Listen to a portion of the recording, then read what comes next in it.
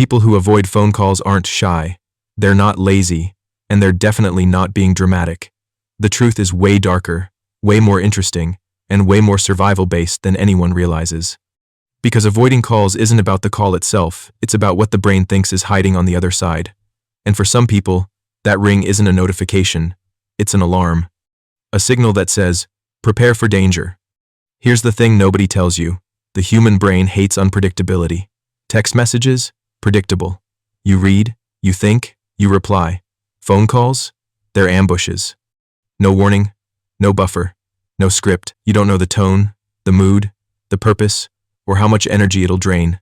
And some brains treat that uncertainty like a survival threat. It's the same reason people freeze before stepping into the dark. It's not the darkness itself, it's not knowing what's inside it. And if someone grew up in an environment where phone calls meant conflict, bad news, sudden pressure, responsibility, or emotional labor, their nervous system learned to associate that ringtone with danger. Not consciously, not logically, but biologically. Their heart rate spikes, their shoulders tense, their stomach drops all before they even look at the screen. That's not anxiety. That's conditioning.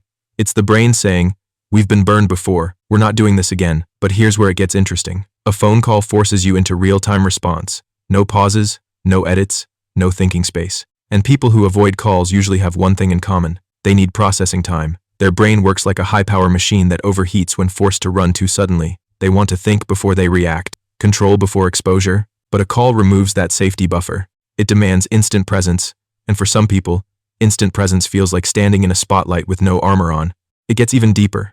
Calls create emotional risk. When you answer, you're giving someone full access to your tone, breathing, hesitations, micro-reactions. In text, you're protected. In calls, everything leaks, and people who fear being misunderstood, judged, or emotionally cornered will avoid any situation where they can't manage the version of themselves they present. It's survival through distance, survival through control. This section is based on practical field survival experience rather than formal academic sources. Another layer, the obligation trap. A call often means you're expected to say yes to something: help, plans, favors, emotional support. People who avoid calls are often the same ones who've been pressured their whole lives.